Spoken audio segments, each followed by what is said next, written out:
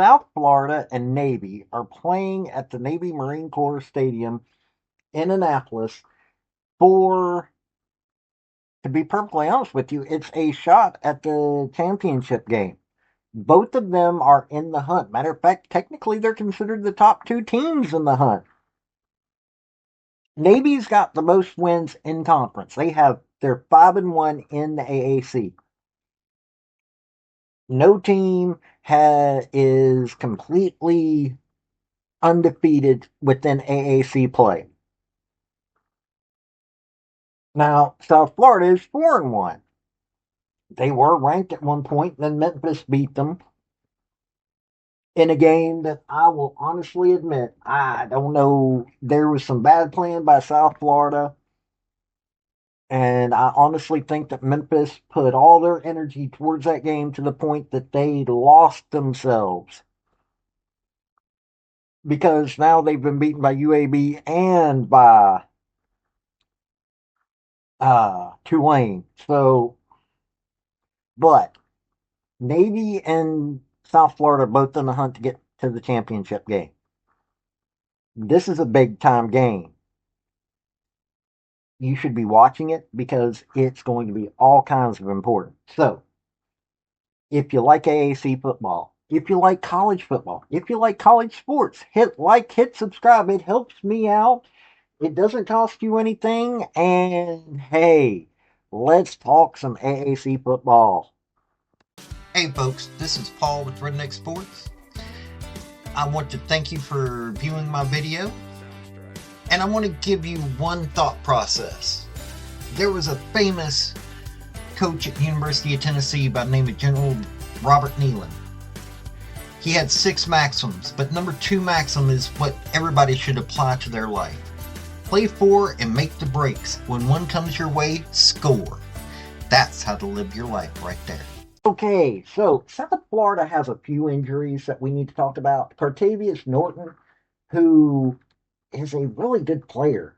I mean, he really is. He's got 2 touchdowns this season, 32 carries, 166 yards. He is out for the season. He was some undisclosed injury. Right now, both Pettigrew, Nimrod, there's several questionable players, but Nimrod and Pettigrew and Nickel are probably the biggest question marks, and biggest contributors. Now, Byron Brown, if you follow South Florida football, Byron Brown, he's got 2,203 yards through the air. He's 64.6 completion rate. The man has thrown 19 touchdowns, had 6 interceptions, been sacked 13 times. This man is a beast, not to mention he's a leading rusher. 129 carries, 705 yards, 9 touchdowns. Nikahi Davenport, and I'm probably butchering that man's name, and I'm sorry. 56 carries, 397 yards, 5 touchdowns. Sam Franklin, 55 carries, 374 yards, 4 touchdowns. They got an explosive running offense. Oh, wait, that's 22. They've got 22 rushing touchdowns. But they also have 21 receiving core touchdowns. And they're explosive as well. Deshaun Singleton, 33 catches, 573 yards, 5 touchdowns. Chaz Nimrod, who's questionable, so he may not make any kind of statement in this game. He's got 23 catches, 466 yards, 3 touchdowns. Jeremiah Kroger, 19 catches, 355 yards, 5 touchdowns. Yeah, 21 touchdowns. They have a lot of weapons. They have far more weapons than just Byron Brown. People may not pay attention to that. On defense, you're looking at 25 sacks on opposing quarterbacks. That's pretty darn good. That is power 4 level stats. 28 pass deflections, which is really good. 11 interceptions, to which they've scored on. They've got 10 forced fumbles, 8 fumble recoveries. Alex Golish has got this team to the point that they are operating at Power 4 levels. May not be all the way to Power 4 levels, but they would do, I would say, if they had a completely Power 4 schedule, they'd be an interesting team in any conference. But Mac Harris, leading tackler, 75 tackles, 6 sacks, 1 interception, and that one got returned back 93 yards for a touchdown, 3 forced fumbles.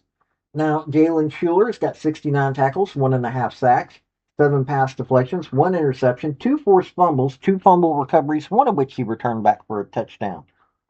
Yeah, I'm not even going to keep going on this. This is how good they are. They really are good. Now, penalty wise, they're a little undisciplined.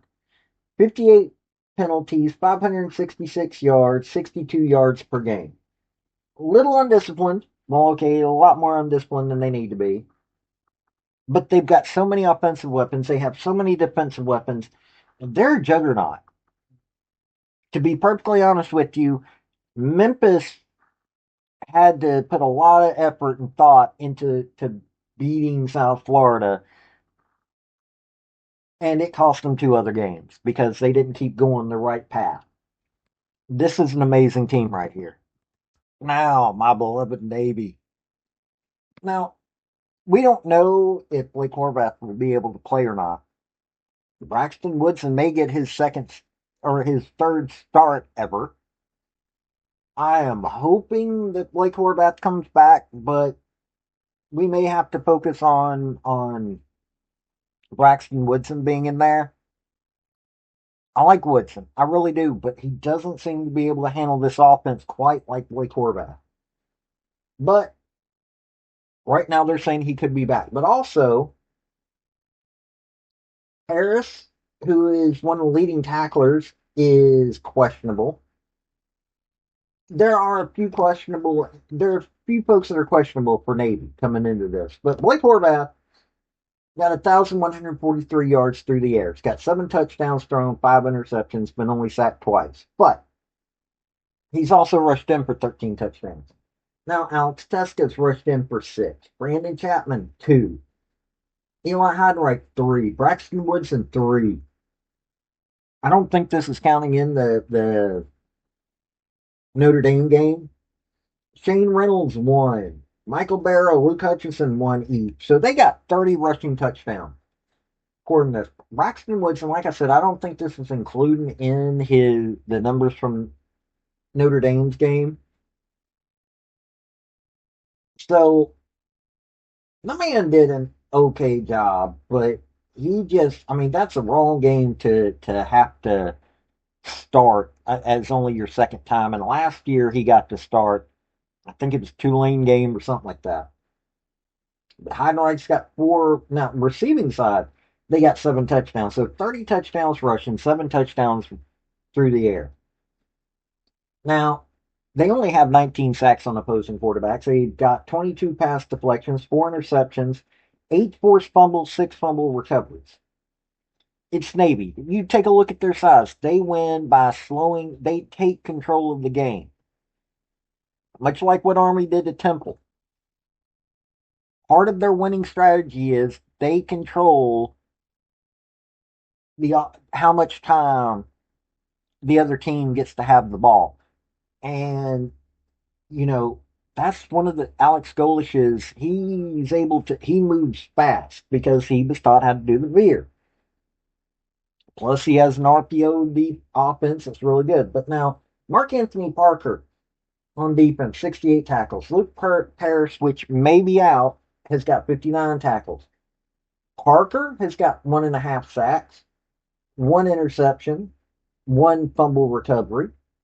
Parrish has got 59 tackles, 1.5 sacks, 2 pass deflections, 1 fumble recovery.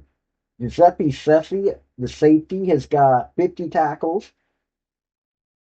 1 fumble recovery. Now, here's the thing. Because of their size, players have to bounce around to different slots. This is a really good offense. It really is. I mean, it startled a lot of folks. And while, yes, triple option is starting to get figured out, it's still dangerous. Ask Temple. Um, Penalty-wise, they're 50 penalties, 425 yards, 53 yards a game. Probably want, I can imagine Newberry probably wants them to be a little bit more disciplined. It's a good team. It's one of those that you have to understand how they're playing to understand why they're so good. They don't score, they don't move fast to score. They control the tempo, they control how much time they have the ball. They run you out of time so you don't get a chance to score. That's Navy. Look, I do believe the South Florida Bulls will beat my Navy team. But Navy is that kind of team that you can't tell how they're going to do it. The Alex Golesh, great offensively minded coach. He's got a really good defense going on there. Blake Brian Newberry has got this Navy team humming correctly. You saw that they can be beaten. North Texas beat them 31-17. That is probably the closest thing to what you can figure is going to go on with South Florida. Yeah, South Florida's going to win this game. It's going to be a 12 o'clock game, and you should watch it. Navy's still got Memphis and Army. Army-Navy game, go Navy, beat Army. But that Memphis game is the most important.